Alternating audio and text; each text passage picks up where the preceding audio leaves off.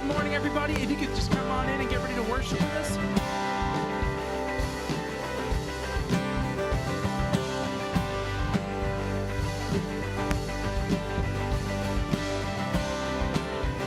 See who breaks. Who breaks the power of sin and darkness, whose love is mighty and so much stronger. The King of glory, the King above all kings, who shakes the whole earth with holy thunder and leaves us breathless in awe and wonder. The King of glory, the King above all kings. This is amazing grace. This is unfailing love, that you would take my place, that you would bear my cross, you would lay down your life, that I would be set free. Oh, Jesus, I sing for all that you've done for me.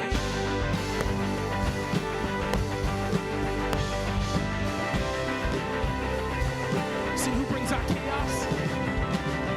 Who brings our chaos back into order? Who makes the orphan a son and daughter? The King of glory, the King of glory, who rules the nations with truth and justice, shines like the sun in all of its brilliance. The King of glory, the King above all kings. Sing, this is amazing grace. This is unfailing love, that you would take my place, that you would bear my cross, you would lay down your life, that I would be set free. Oh, Jesus, I sing for all that you've done for me.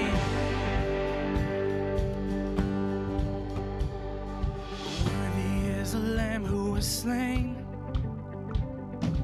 Worthy is the King who conquered the grave. Just lift your hands. Worthy is the Lamb who was slain. Worthy is the King who conquered the grave. Worthy is the Lamb who was slain. Worthy is the King who conquered the grave. Worthy is the Lamb who was slain. Worthy, worthy. All right, just all the voices. It's amazing grace.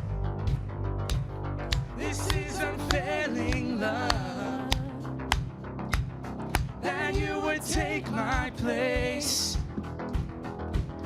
that you would bear my cross, you would lay down your life, that I would be set free. Oh, Jesus, I sing for this is amazing grace. This is unfailing love, that you would take my place, that you would bear my cross, you would lay down your life, that I would be set free. Oh, Jesus, I sing for all that you've done for me.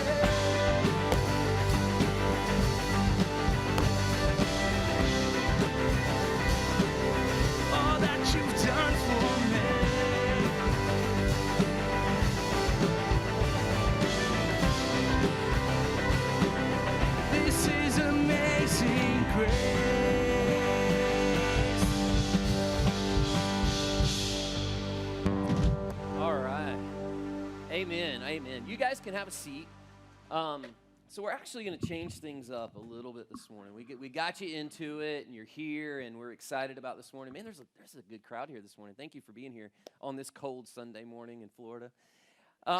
So I'm going to go ahead and preach to you. Is that okay? I know this is not the normal schedule, so this is throwing everybody off. And Kathy, if you guys want to go ahead and take the kids, you can. Kids, you ready to go? You don't want to hear me talk, do you? Adults, you have to stay still. We don't have an adult class where you can peel out. So I know I'm throwing off your schedule. Kathy, I'm sorry. Kathy's amazing, so I know she can handle it. So yes, come here. Yes. I'm going to steal. Can I steal your mic, Steven? It's off currently, but yes. Okay. Just turn it on. I think I know how. Red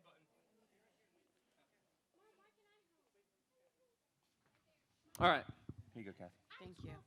Good morning. I was wanting. You can sit down. You can go over there right now.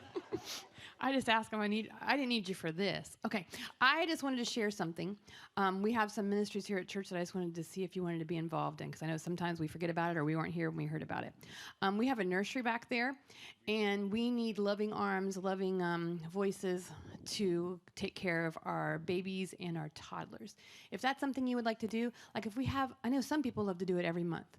And that is great. And some people would rather maybe every 6 weeks. So I would like, if we can do every 6 weeks, if you would like to be on that schedule, just see me after church or write your name down. If you don't see me, just say, hey, here's my info. I would love to just love on those kids. Because I know sometimes you're in here and you're thinking, I want to do something. And that's something you can do. Another thing is we have a prayer ministry that we've started. And we meet every other. So next Sunday morning, we're meeting at 9:10. Like to 9:40, and we just pray for one another. We pray for our church. We pray for the community. We just kind of wherever the Lord leads us, we pray. And then we also have an app on GroupMe that I just shoot out prayer requests. When things happen in our lives, the people that are on there can just shoot out their prayer request, or if they can contact me and I can just shoot it out, and we just stop and we pray. It's just like it's a 2020 version of the prayer chain, okay? So if you'd like to be on that, maybe you can't come every other Sunday and pray as a group with us. I had a Bible verse, but I don't have it on me. I do have it on me. It's in here, but I'm not worried about it because you got to preach. But you can meet us next Sunday at 9:10. And so as 2 or 3 are gathered together, the Lord is there. There's just been a few of us, but it's been mighty. It's been powerful, and I've really thoroughly enjoyed it. So if you can come on every other Sunday, or also if you can just pray when I part of the GroupMe and just pray for those people. So thank you. Thank you, Kathy. Kathy is literally the hardest working person in our church. Thank you for all that you do. Now, she takes care of our kids' ministry. She takes care of our prayer team. She takes care of welcoming in new guests. Like, Kathy is absolutely amazing. If you've got kids that's going off with them, they are about to have the best day of the week. And I heard there's like chocolate chip cookies involved for memorizing a verse. So maybe I should try that tactic for us. It's this big. Oh, my goodness. I should have memorized that verse. Hey, thanks for being here. How many of you ever started something but didn't finish it? Yeah, that's a large person. I did not expect actually that many people, but that's the reality of things right there. And hey, if this is your first time with us, I just want to take a moment. There's a clipboard somewhere near you. Please take that and let us know that you're a guest with us this morning, so that we can have some information about you and we can reach out to you. It's not in any way kind of spam you or embarrass you or anything like that. We care about you, and if you're a guest with us, we want to take some time to reach out to you and answer any questions you might have and just kind of love on you. So if you take a moment and let us know you're here. If you're a regular attender and you've changed an email address or cell phone number, or you've moved or something like that, if you'll please fill out a card for us as well, because keeping up with good data is important to us, because we might send you $100 one day, but if we got the wrong address and it's going to somebody else, you missed out on that. Philip's like, I'm signing up for that. So no, I mean, seriously, like contact information is important to us, and we want to make sure we have the right one. So if something's changed, just let us know by filling out that card, and we can get it updated in our database and be able to effectively reach out and minister to you. And also, if you're new with us, there's some information on that clipboard about how to give, how to get involved, all those different things. We're a startup church and a new church, but God's doing some really cool stuff, and we've got lots of places that you can fit in and that you can be involved. and that you can grow in your walk with Christ. That's ultimately our goal. Our mission here is to help people find and follow Jesus, and so everything that we do is going to point toward that mission, including the effort, the initiative that we're in right now. It's called the Red Letter Challenge, and so it started last week with an introduction to it, but it is basically a discipleship plan over the next 5 weeks now that will help us to dig deeper into the red letters of Christ, which we feel those are pretty important words in the Bible since they come from Jesus himself. And so if we want to be transformed more into the image of Jesus, why not follow the things that Jesus said to follow and be the person that Jesus wants us to be? So now in the question about starting but not finishing, it turns out that we as humans, we're really good at starting things, but maybe not so great at finishing them. Like, it's impossible to kind of maybe name them all or to kind of put, a description to them all. But, how many of you have started a book but never finished it? Okay, I've got multiple books started right now, never finished them. Now, some of them, they don't need to be finished. You got what you needed out of it. But then, there's a lot that, I get 3/4 of the way through, and it's not like I'm disinterested or bored or it's not good material. It's just for whatever reason, I don't finish it. How many of you, now this is me, but how many of you are along with me on this one? You started a list of goals to help you finish something and didn't finish it. Yeah, that's the ultimate irony right there, isn't it? You're sitting down to formulate a list of goals to help you finish things that you ultimately don't finish. We make grand resolutions about this time of year, a few weeks before this, about how this year is going to be different than last year, and sadly, a lot of those things we never see through to the end. It's funny because Ryan made a comment, beginning of the year, he's just like, this is the worst time to go to the gym. If you're somebody that consistently goes to the gym, this is the worst time of the year to go because it's full of all the people that are making these grand plans to go to the gym every year or every week, every day, and it just fills up and it gets in the way of the people that are consistent. Now, with the Red Letter Challenge, it's something that I hope that we can see through to the end. So it's 5 weeks of daily devotions. We have some books in the back. If you're interested in being involved with this, you haven't got one yet, we'd encourage you to grab one. There's a few left, and we can after these are gone, we can direct you to the website to order your own. But the ones that we've got left are on the house, and if you've been up to this point, you've gotten one. Those are on the house. But after this, it's kind of like you're going to have to take the initiative and get you that book and get involved. But what it is it's a daily devotional that goes along with sermons every weekend, and then we also want you involved in an Ohana group, which is our version of life groups, to be able to do this together as a group. We kicked off RLC or Red Letter Challenge this past week, and I don't want us to start and fizzle out quickly. I don't want you to raise your hand, but if I was to survey the crowd and say, well, how many of you you've already missed a day of your devotions? I imagine some hands would go up. And if I said, how many of you have already missed 3 or 4 days? There would be some hands go up. And if I even asked, how many of you haven't even opened the book yet? There would probably be some hands that go up. Or if I asked, hey, have you gotten involved in an Ohana group yet? I'm waiting, I haven't done it yet, but I'm waiting to see what's out there. And, so let's start it for one. But if you've started and if you're planning to start, let's see it through to the end. Now, here's the thing that when I say this about seeing it through to the end, in reality, there isn't an end to it. Because it's about discipleship, and it's about growing in our walk with the Lord. And so this is like a kickstart to get it going, and there's 40 days to it. There's an end to this challenge. But the goal is that we take this in and it becomes a lifestyle, that we take this in and this becomes part of who we are, that we're continually growing in our walk with the Lord, regardless of the seasons and the things that happen in our life, that this is a priority and it's something that we're working on until we're 6 foot under. So we've identified a problem last week in the introduction, that we as Christians, or maybe those that would call themselves part of the church, give Christ a bad representation or a misrepresentation. If we look at surveys of people that are outside the church or that have been disenfranchised by the church, there's all kinds of adjectives that go along or characterize those that would be Christians. And we can imagine what they are. And we're not going to get into that. But it's there. All you have to do is survey some of your friends that aren't Christians, or just peruse Facebook for a few minutes, or just listen to the news at all. And it becomes something that's maybe we're not maybe we're not on base with what we want to represent to the world of who Christ really is and who his followers really are and what we're really about. We identified that the problem is a lot of people don't have a problem with Jesus, but they have problems with his followers.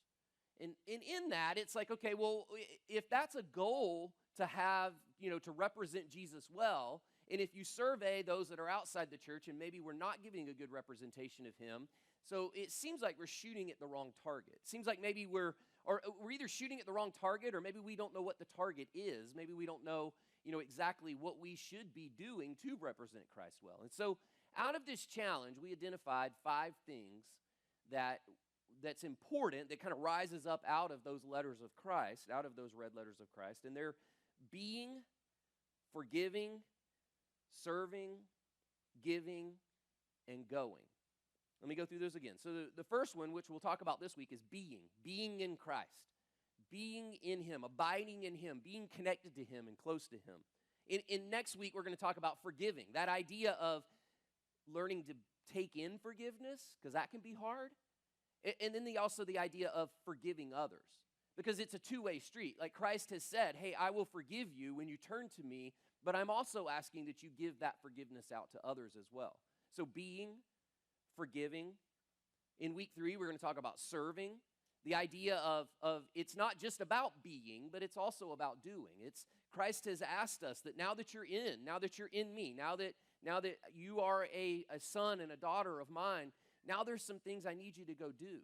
Now there's some work I have for you. And a lot of that plays out in the idea of serving the church, serving others, serving those that are less fortunate, serving those that you don't like. That one's tough, right? It's just serving, that idea of a Christ, of a servant mentality, being like Christ, and Christ did that. He brought himself from heaven down to earth and served those that he had created. And so he's given us a perfect picture of that, and he says, now I need you to do that. So being, forgiving, serving, giving. I know we just, if you're part of our church family, we just talked about giving near the end of last year, but Christ talks a lot about giving. And it has to do with finances, but it also has to do with other resources that he has given us. And it's the whole idea of understanding and coming to a place of we're not our own. And coming to a place of all that we have is not our own, but it's his. It's given to us on loan, and it's given to us for a purpose, and it's given to us for a reason, and it's to bring fame and glory to God. And so it's to build his kingdom that he's given us anything that we have. And so it's that idea of letting go, of giving. Maybe it's our money.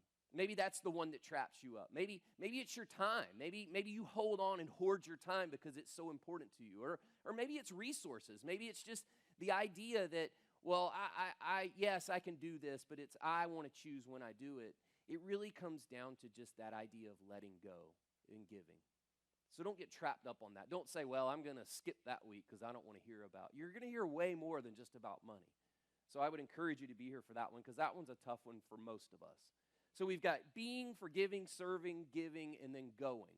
The idea of Christianity is not an American thing. The idea of Christianity is far more than just sitting in this church on a Sunday morning or a church on Sunday morning. And it is. It's about going and bringing the gospel to every corner of the earth. And so the idea of going. And it's from the top down. It's not just that the people on stage go and then they come back and they tell stories to you folks about, things that's going on in the rest of the world. He's called all of us. And he says, you're to go.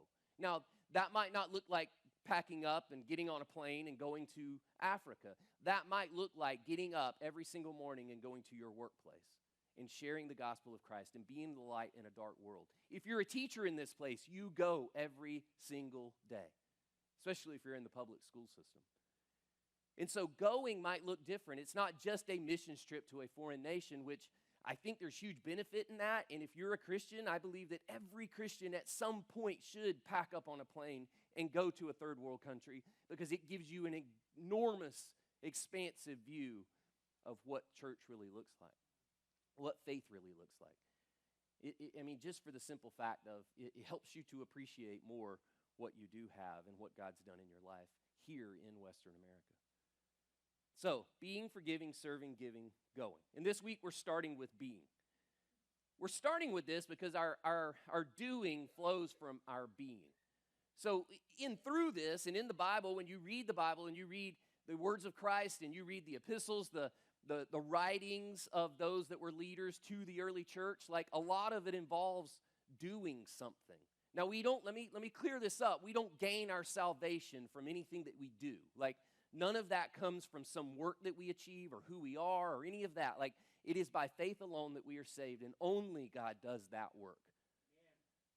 But when that's done, there's a lot to be done after that Christ invites us to be part of. He asks us to put our hands to something. He asks us to be the hands and the feet of Christ. And so in that, a lot of doing happens, but it's going to only flow out of our being. We're only going to have the right perspective, and we're only going to have the right heart and the right, connection with God through that if we're spending time with Him first. You see, Jesus invites us into a relationship, not just a religion. There's many religions on the face of the earth, and you can study them, and there's a lot of involvement in those religions. There's a lot of steps that you do. There's a lot of things that's involved but there's no relationship. This is a very special thing, this relationship with Christ, this Christianity that we put a name to. It's followers of Jesus Christ. There's a relationship. It denotes, when you say a follower of Jesus Christ, it absolutely denotes relationship in that, because you've got to be connected to the one that you're following. So as we talk about being this week, we realize that it's in this that it helps us see this challenge through to the end. Many of the things that we start but don't follow through on, we maybe don't have the resources we need. We maybe don't have the help we need. We maybe don't have the accountability that we need to really see it through to the end. But in this, in being, if we start with being, if we start with just being with Christ, we have everything we need at that point to see this through. Not just this challenge, but to walk this life with Christ and to continually grow and thrive in this relationship with Christ. Because He says, His promise is, I've got an abundant life for you. Not one that's where you beat up, not one that's where you're beat down, not one where you're continually like hopeless and hoping that the next big thing comes along, but one that says it's in abundance. And this is not the prosperity gospel, but He says you might live in a situation where maybe you don't have everything that other people have, but you still see the abundance of Christ in your life. Maybe you live in a situation where it is riddled with death and sickness and those types of things, but He says, I've granted that to you because I know you're going to lean into me to have everything that you need to see this through, because there's a bigger plan at work. So it don't apply it to just what I have and what I don't have in relationship, to abundance with Christ. It's a heart matter. So He says, I've come to give you an abundant life. So it's going to help us see this through to the end. We don't want to just start this challenge. We don't want to just start this discipleship mentality or lifestyle with Christ. We want to see it through. We want to finish it strong. I can start on my own strength, but I can't finish on my own strength. I have got to lean into something bigger than me. I've got to lean into something that has more resources than me, that has more power than me, that has more just oomph than me. I like to describe that as just oomph. And I think we're missing a lot of oomph in today's time. It's that idea of we reach a roadblock and we just stop. Or we reach something hard and we just give up. And in this walk with Christ, it's hard. It's tough. He never promised us that it's absolutely easy and that if you connect in and you have enough faith that everything's going to be rosy. He says it's going to be hard. He promised us that. That's actually one of His promises, is this is going to be hard. But I'm going to provide you everything you need. I'm going to put your heart in the place where no matter what, you can have joy, no matter what circumstance. I'm going to put something just supernatural over you that creates a peace in your life and around you that surpasses all kind of understanding. He says, I have everything you need when you lean into me. Now, I don't know a lot about rowing. I'm a Polk County, Florida boy, so rowing would have been in a John boat across Lake Parker. But in Ivy League schools and in really, ritzy situations, they have rowing. And they'll have, it's the long, slender boat down the rivers, and you've got, people rowing in the same direction. But what's amazing to me is they're not looking at the finish line. Their backs are to where they're heading. But there's a person in the boat called a coxswain, and they sit at the front of the boat, and all they do is encourage, or maybe even like get into their junk, the people that are rowing, they sit there and they encourage them to keep going in the same direction and in the same rhythm, and they steer the boat. Now, the people that are rowing, they have no idea where they're going. They have to fully trust the one that's sitting at the top of the boat that's steering it. And this is what it looks like to live a life for Christ. I mean, because at times you watch some videos of these people that are the coxswain in the boat, and sometimes they're like, great job, because they're getting all kinds of data from the boat. They're getting speed, they're getting direction. I mean, they are literally like getting all kinds of data that's coming from the boat, and they're relaying that data to those that are doing the rowing. And so at times they might say, great job, the pace is good. You're doing a good job. This pace was faster than the last pace. And then there's times where they're like, row! I mean, they're yelling at them and they're screaming at them. And there's some videos where there's some obscenities coming out because they're trying to get everything out of those people that they can get to the finish line first. They're the only ones that has the knowledge of where they're at and where they're going. And that's how we should live this Christian life. It's focused on Christ. The writer of Hebrews said it this way. Therefore, since we're surrounded by such a great cloud of witnesses, let us throw off everything that hinders and the sin that so easily entangles, and let us run with perseverance the race marked out for us. Here's the key. Here's the bottom line in this verse. Fixing our eyes on Jesus, the coxswain in the boat, the one that's steering us, the one that's encouraging us, the one that's driving us when we feel like quitting, the one that's getting in our junk when we're just kind of like laying back and not really engaged.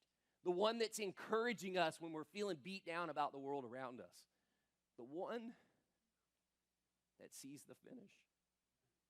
He's the only one that can see it. He's the only one that can see through time of what's happening and where we're heading, not just individually, but as a group, as a church. I mean, we're all in the boat. We're rowing, right?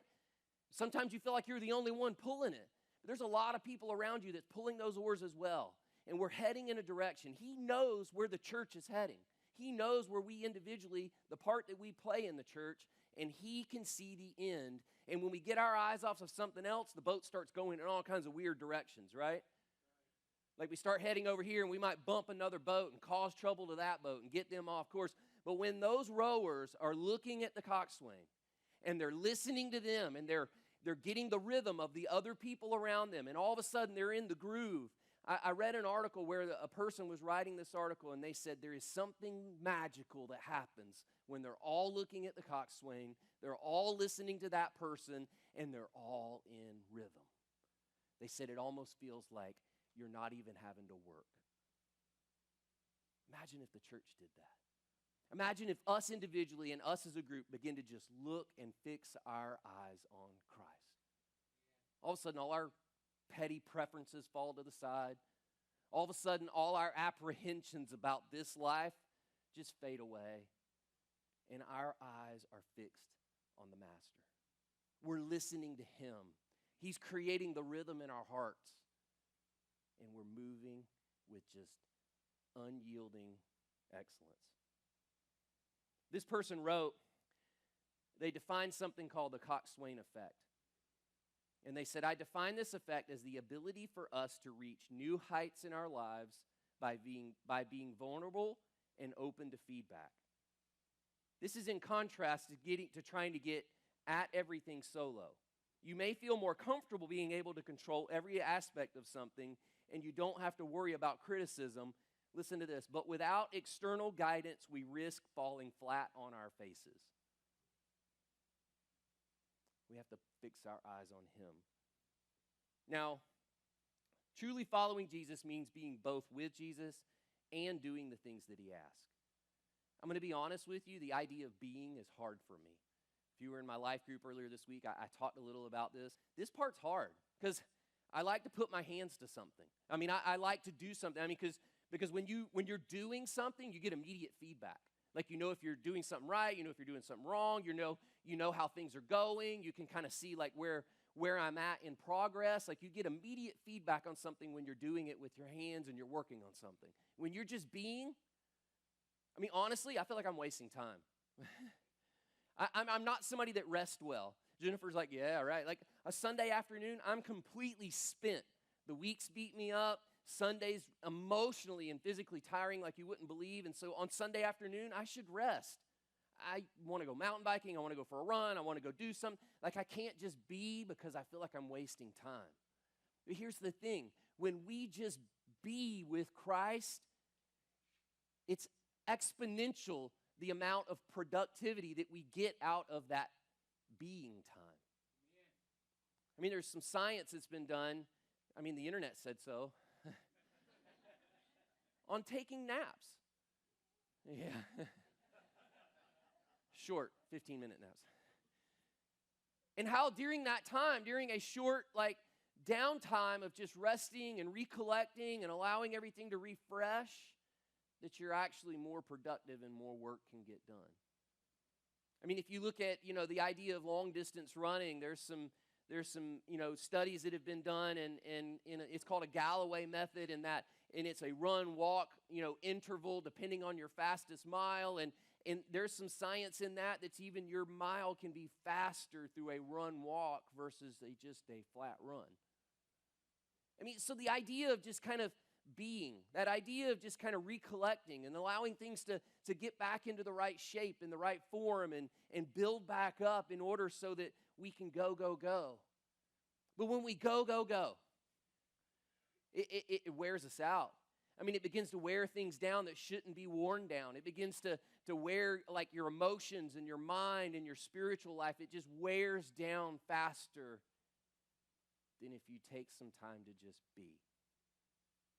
So Christ has given us some insight into what it looks like to be in some verses here.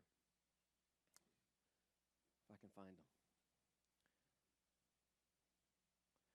So in John 8:31, he says to abide in my word, to just be in my word, to just sit and rest in my word, to not find the quickest devotional that we could find and read it through real quick so we can get on with our day, but to just meditate on my word, to take it in. He says to pray earnestly in Matthew, to pray earnestly, to think on what it is that we're praying and not just shoot up some popcorn prayers, but to sit on that for a moment, to not just spit out our requests, but to also listen to what God is speaking into our heart through that conversation. In Luke, he says to worship the Lord your God. Worship takes time. I see a lot on the internet. Now, I grew up in an uber Pentecostal church as a kid. So, I mean, it wasn't out of the question to have a 2.5-hour long, song service on Sunday night, where 2 hours was the same song. You know what I mean? I mean, literally, it was ridiculous, when you think about it. But I see a lot on Facebook, joking about that and kidding, well, you got to sing the bridge 15 times. But listen, when you really look at this as worship, like when you don't just look at it as two songs that fill some time on a Sunday morning so you can feel good about some music and that they can, display their talents, but when we really look at it as a time of worship. I mean, there are some other religions, honestly, I covet the time that they spend in their worship. I mean, because really, they take time. I mean, you look at Islam, they spend time. I mean, there is time dedicated during the day to worship. I mean, there's something we can learn from that, to be honest with you, because we rush through it. Services on a Sunday morning have come so highly, productive and production that it's there are applications and software built that will keep the worship leader to a certain time because something else has got to happen afterwards. What if we threw that off and just said, God, I'm going to spend some time in worship this morning. I'm just going to kind of sit on this for a moment. And I know in my own experience, there's some bridges in songs. I needed to hear it about 20 times because I'm a pretty thick individual and God's trying to get through to me on something. So maybe if we just kind of drop the attitude of we've really got to get on and we really said, God, I'm going to just spend some time in worship in a time where I'm vulnerable to you, in a time where my preferences are set aside, and in a time where it's it really is all about you. I mean, if I scheduled a 15-minute time with my wife once a week, how do you think that relationship's going to work? I mean, really, honestly, I know that's funny, but it's how do you really think this is going to work? It's not. She wants time. I mean, yeah, we go to dinner and we have a good time, but it's like just time sometimes is all that's needed. And so what if we just took some time? He says to worship the Lord. What if in Mark he says, come with me by yourselves to a quiet place and get some rest. Jesus gave us this as an example. He did it himself. And I like to say this, but it's true. Like, if it's good enough for Jesus, it probably should apply to me as well. If he needed to get away and spend some rest time and spend some time with his Father and just kind of push everything off, like literally say no for a period of time, maybe we need to as well. In Matthew 6, he said to fast. He said, but don't fast like so that other people know you're fasting. Like wash your head, keep your face washed, anoint yourself, like clean yourself, but sacrifice something to realize that it's about a relationship with God. And that it's not, I don't own everything. I like to look at fasting that way, is that I'm not in 100% control and I don't own everything. That it's all his and it's all his time and it's everything. And there is a power and a reliance that comes in denying ourselves of something. Because we live in a society where it's like anything I want, I'm going to get it, and I'm going to get it now. So that idea of putting something off, denying yourself of something for a period of time, there's a breaking down that begins to happen in our spirit and our soul when that takes place. In Luke 15, he told us to party. He said, let us eat and celebrate.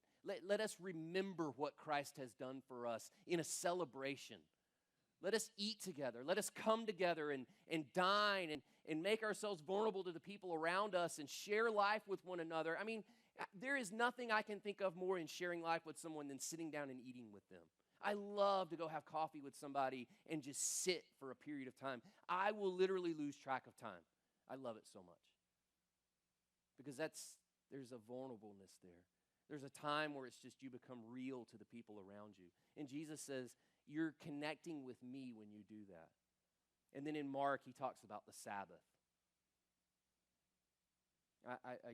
To be honest with you, I don't even understand what the Sabbath looks like because I can't even get myself to a place where I can worship in that way. And it's sad. And I think as a society, we're probably there as well. But he talks over and over and over about it. So I think there's value in us trying to find what that looks like and trying to apply it as best we can to our life. So I truly believe that following Jesus means both being with Jesus and doing the things that he asked. I've already said that, but it's really important. So I'm going to go off script. And as I was getting ready this morning, God began to speak to me about why don't we just take time to be with God? Like, what's standing in the way? So these next couple of minutes, God put this on me while I was ironing my shirt. I think it's still iron looking. So this is for somebody in here because this was not in what I prepared yesterday. It was not in the notes. So someone here, God's reading your mail. Maybe it's me, but I know he's always reading my mail, but I know somebody in here, this applies directly to you. So know that God knows where you're at. God knows what you're going through. God knows what you need. God knows what you need to hear. So I asked God, and I believe he told me, reasons why we don't want to be with God. Reasons why we push this off. Reasons why we hear this, but we don't really apply it. And these are, I think, are real reasons. We're mad at God. This is one. We are mad at God. Life just hasn't turned out as you expected it. You got marriage problems. You got health problems. You got job problems. You got a loss of a loved one. You're not recognized. You're not valued, or you don't feel loved. And here's the deal. It's okay because God is big enough to handle that. God is big enough to handle that you're mad at him. God is big enough to handle that you're disappointed with how life has turned out. God is big enough for you to struggle with the fact that you think you've been dealt a bad hand and you don't understand why, or you don't feel like you deserve it. It's okay, and God's big enough because he's the only one that can help you see that everything he has for you is good. Everything. Even in times when he trusts you to live with some kind of a sickness. And that's tough to say, but One of the greatest things I saw was a pastor in Texas years ago was diagnosed with brain cancer. And this guy was in a church that was soaring, and he had a voice that was reaching the nations. And all of a sudden, he's a young guy pronounced with brain cancer. And when he came on and told his church about it, he said, God has trusted me with this. Imagine looking at it that way. To understand that everything that touches our life, God, in a way, is orchestrating His good plan, and we get to be involved in that. Everything God has for us is good. So you sit here today and you worry and you're mad at God because something hasn't met your expectation.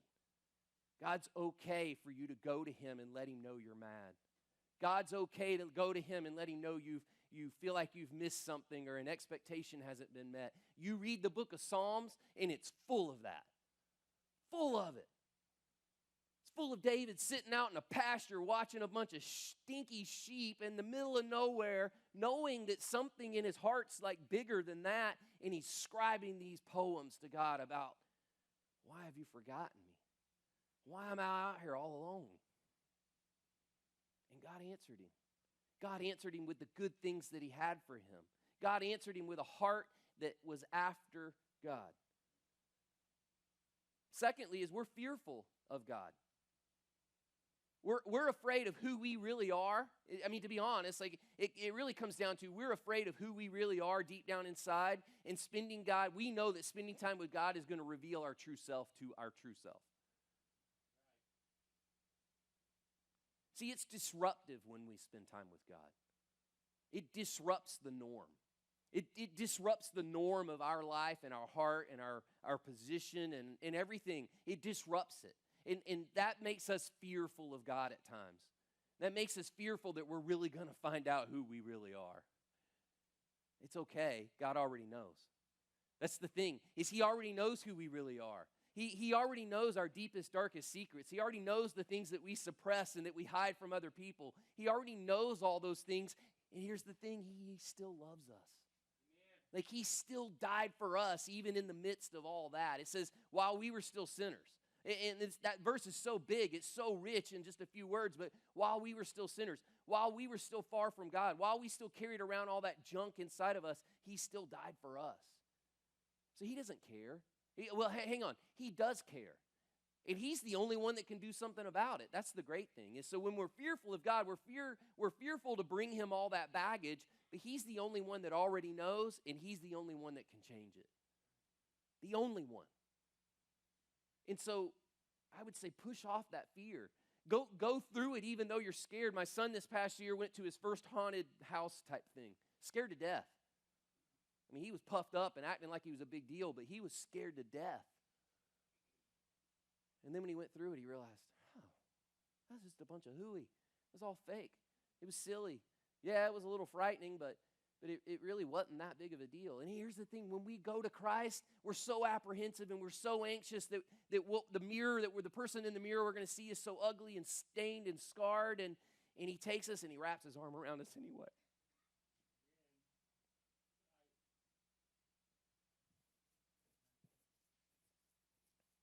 Thirdly, we're resistant to God. Just flat out resistant. We don't want to be told what to do. We don't want to be held accountable.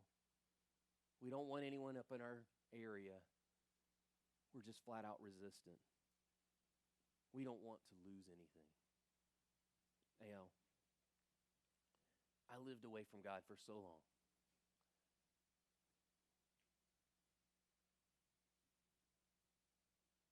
And that was me. I didn't want to lose everything that I had collected. I didn't want to lose my kingdom. I didn't want to lose my friends. I didn't want to lose my freedom. I didn't want to lose all that I thought was so great. I was resistant to God, stiff-armed God. He tried so hard to get into my life, and I just pushed and pushed and pushed because I didn't want to lose anything. But when I did, everything that I gained it paled in comparison. All that I thought I was losing paled in comparison to all that I gained through a relationship with Christ. So why should we allow ourselves to just be with God? Like, we understand there's some roadblocks. We understand we're mad at God, or we're fearful of God, or we're resistant to God. So why should we just give in and surrender? First is He's the only rescue and salvation to our brokenness. He's it. There's no plan B. There's no alternative. There's no second way. He's it. He is the only rescue and salvation to our brokenness. And now I'm not just talking about a golden ticket to avoid hell. I'm talking about a complete brokenness in who we are, a complete brokenness and separation between us and our Creator, an absence of hope and peace, a feeling of guilt and shame and sin that suppresses everything that we do, clouds our vision, clouds our thoughts, clouds everything. He's the only solution to that. That's the whole reason we should turn and just be with Him. That's the first one. Secondly is, in His presence is perfect peace. Perfect peace. Now, in that, I'm not just talking about an absence of stress, but I'm talking about a perfect peace in the presence of any circumstance. A joy that is there regardless of the impounding pressures and onslaught of life. It's something that the Scripture does describe it as, it surpasses all understanding. You can't understand it. You can't put words to it. It's hard to even describe it. Really, the only way that you fully understand it is if you've experienced it. We experience perfect peace in His presence. And then lastly is He is the only one that can transform us. The only one. He's the only one that can save us. He's the only one that can bring peace. And He's the only one that can transform us. He says the goal is to transform you more into the image of Christ. More into the image of Christ so that God receives glory, your life receives abundance, and the rest of the world sees who Christ is through you. He's the only one that can transform us. So, how do we be with God? I mean, there's some simple ways. We talk about this a lot. First one is we can read the Bible. I mean, we just talked about this a few weeks ago, right at the beginning of the year. Like, how does this year look different than last year's? Read the Bible. I mean, it's intentionally spending time in your day to read the words of God. We can't sit and have coffee with God and have a one-on-one conversation per se with God. And so how do we know what He's saying to us, unless we have some, divine intervention through visions and dreams? Like on the daily, how do we hear what He has to say to us? And it's through His Word. Here again, I can liken this to my relationship with Jennifer. And if I only communicated to her through what her mom said to me about her, how's that relationship going to go? And so if your relationship with Christ is you're only hearing it through a preacher on a Sunday morning once a week, how's that relationship going to go? Where's it at? How's it growing? How's it thriving? It probably isn't. Secondly, is it's coming to church regularly and making it a priority. Now, there's two ends to this spectrum. There's the dogmatic way of you've got to be in church every time the doors are open, and if you're not, you're dying and going to hell. That's not true. And then there's the other swing of the spectrum of, well, whenever I feel like it, I'll be at church. That's just as equally as bad. And so, not to be dogmatic on this, but regular attendance to church is a big deal because Christ has not designed this thing to be done individually. It's not how it's shaped and designed and made. It's made to be designed, and it's made to be done in an ohana, in a family, as a group, as a collective element working together. We're all in the boat rowing, remember, looking at Christ. There's an individual aspect to it, but there's also the group aspect to it, the church, the ecclesiaste aspect to it. And so it's in that, there's power in that. I mean, I look at it this way. Like if you're out on the Serengeti and you're one animal that's kind of off alone over here, kind of doing your own thing, what do you think the odds are that that's the one that's going to get eaten? I've seen enough National Geographic that one's gone. Like it's like I'm not an animal, but that's the one I would eat. That's what it looks like. Now, you might say, hey, get off my toes on this one. I go to church when I want to go to church, and I've got a lot of other priorities. I got a lot of stuff happening. It's my time.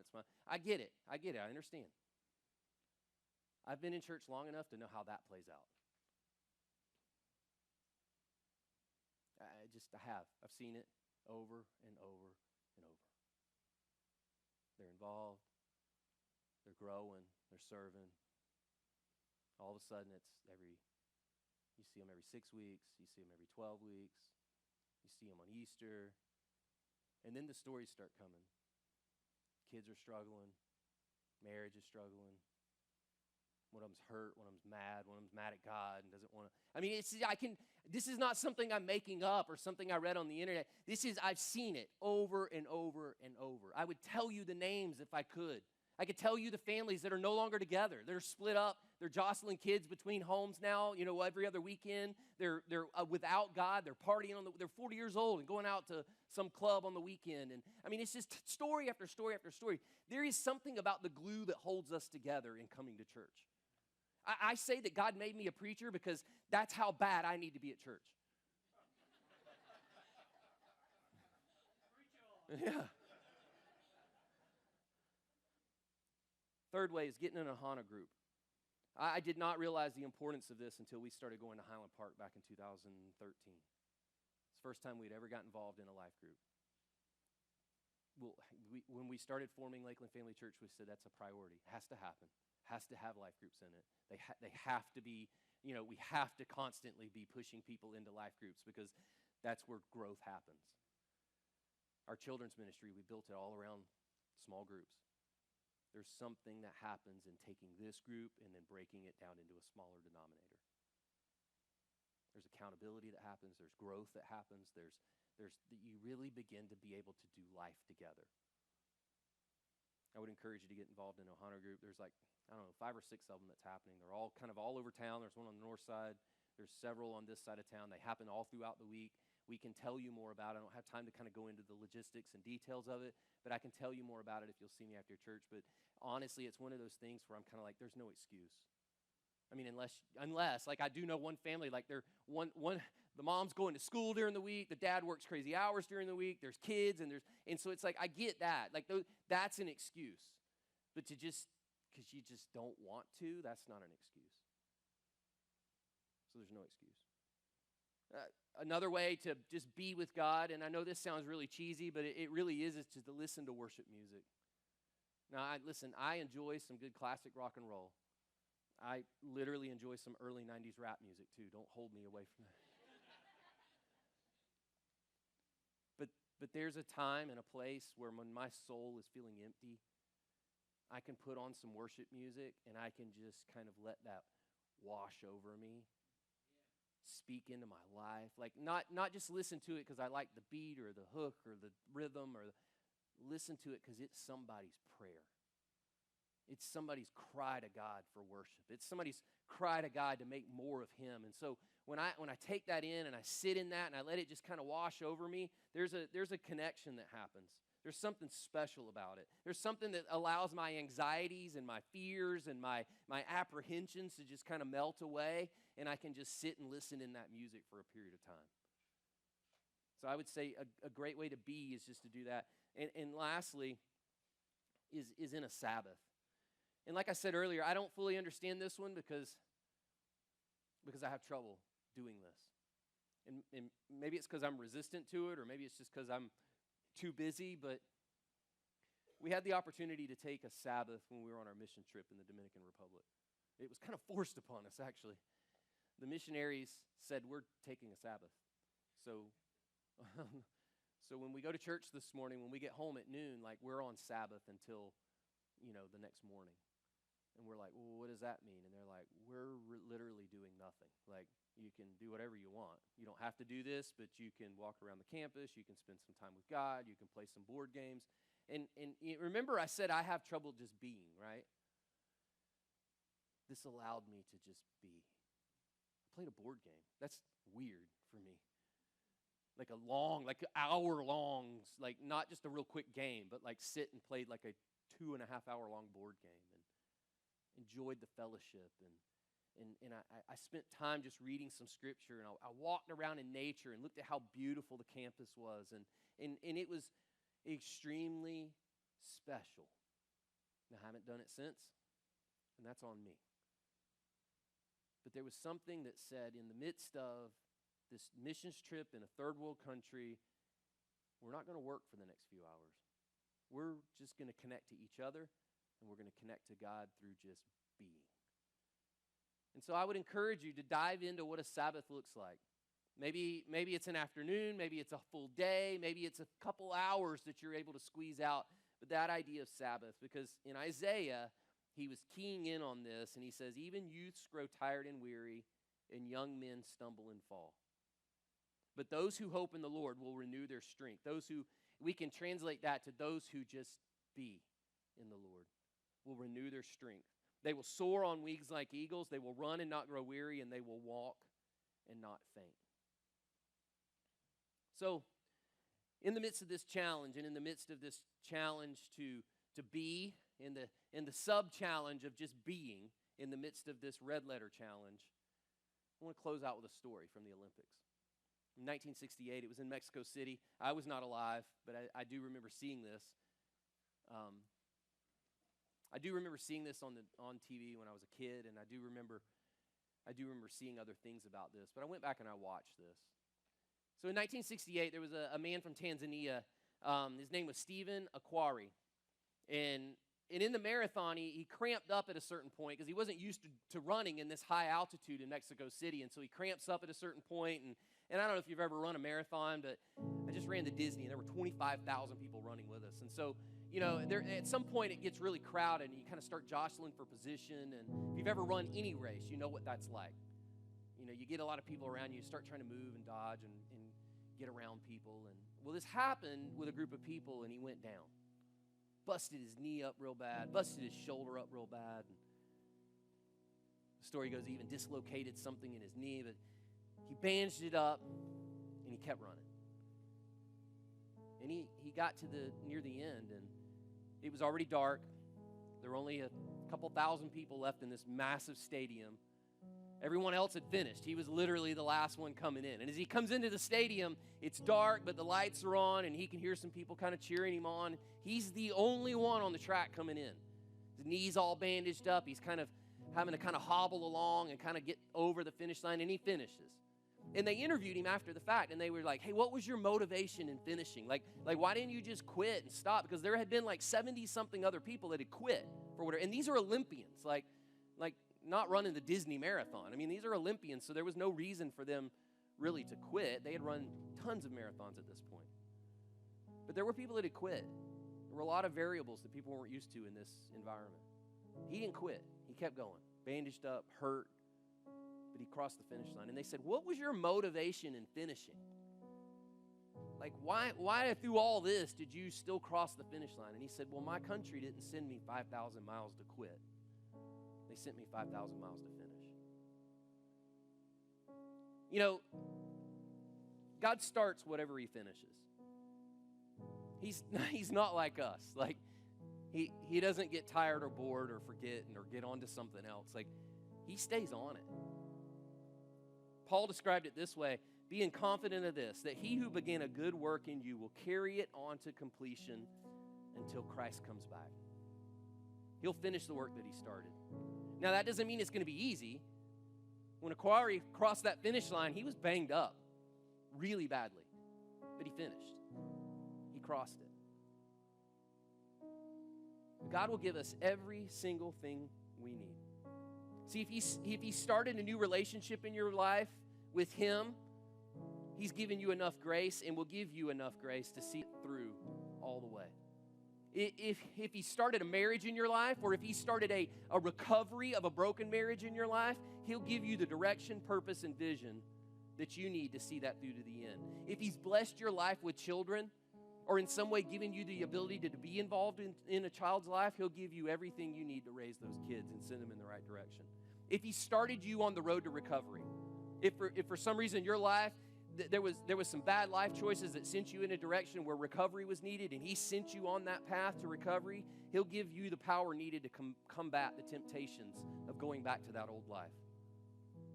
If he started this church in Southwest Lakeland, he's going to see it through to the end.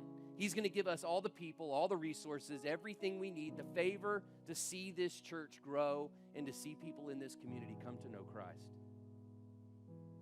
He's a God that finishes. No matter what happens, no matter the circumstances, no matter the variables, he is a God that finishes. Nothing can stop him. The world's tried. Hell threw everything at him. He's unstoppable.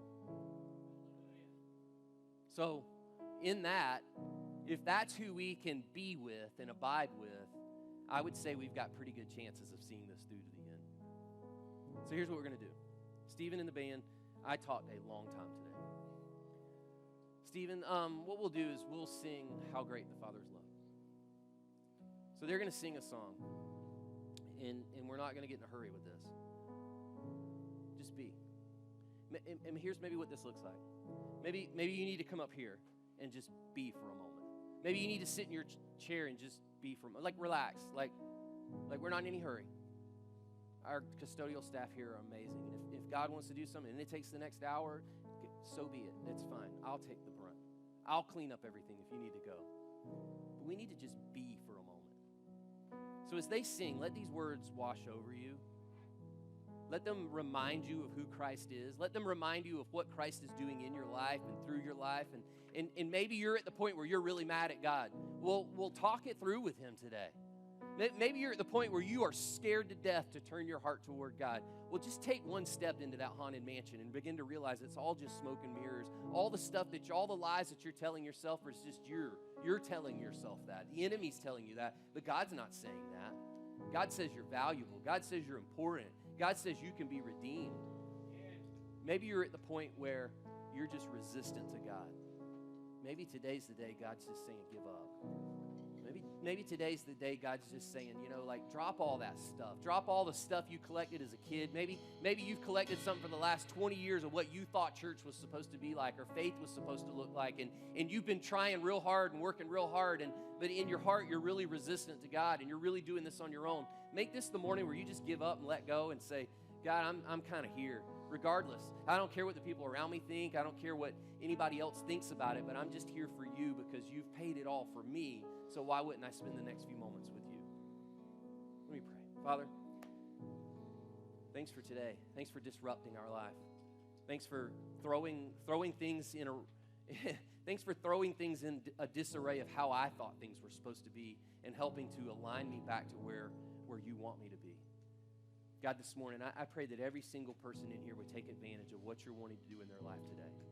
That no person would leave the same, that every person would leave more looking like you and more connected to you through just a life of obedience and surrender. Thank you so much. How great your love is for us. Help us to tap into that for the next few moments. In Jesus' name.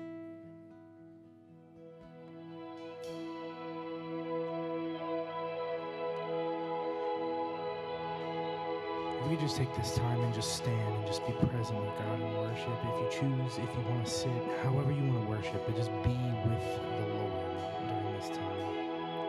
If you want to come up right here and just pray, if you feel led in order to pray over someone, we just encourage you to do that. So during this past week, I've had the time in order to sit and just kind of be still, and we're planning for service, and this song just keeps really kind of coming back into my head, and it's one that just reminds me of what God has done within my life.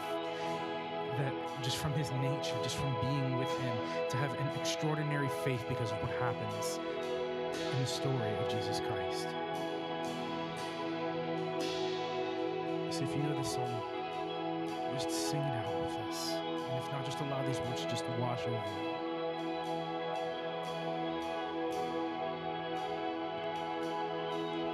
How deep the Father's love for us, how vast beyond all measure, that he should give his only Son to make a wretch his treasure. How great the pain of searing loss. The Father turns his face away as wounds which mar the chosen one bring many sons to glory. Sing how deep the Father's love. How deep the Father's love for us. How vast beyond all measure, that he should give his only Son to make a wretch his treasure. How great the pain of searing loss. The Father turns his face away as wounds which mar the chosen one bring many sons to glory.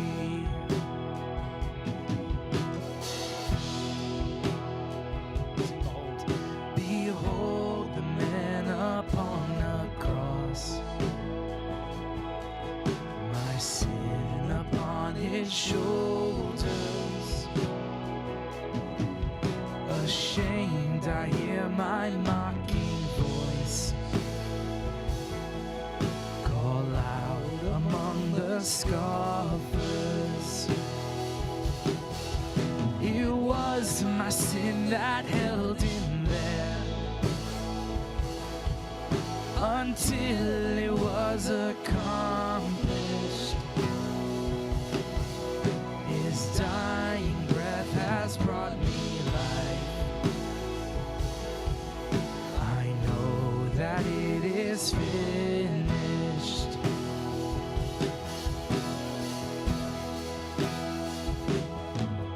I will not boast in anything. No gifts, no power, no wisdom. But I will boast in Jesus Christ, his death and resurrection. Should I? Why should I gain from his reward? I cannot give an answer, but this I know with all my heart: his wounds have paid my ransom.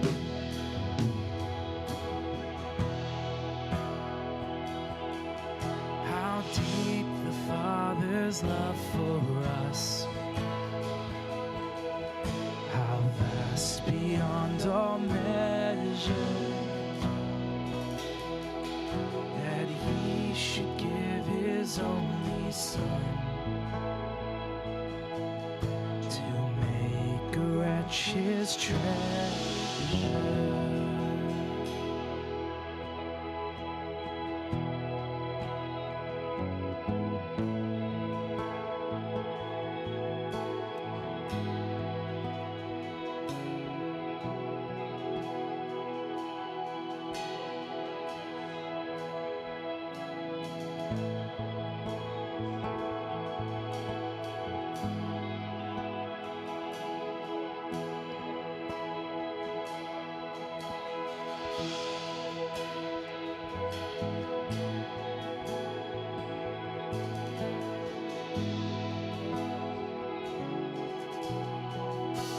Raise your hands and give them to you. You need to bring coats and tennis shoes into the outside events. This is the teams on front. Rich Letter Challenge. Find your group. Get a book. We've got it for you. Guys.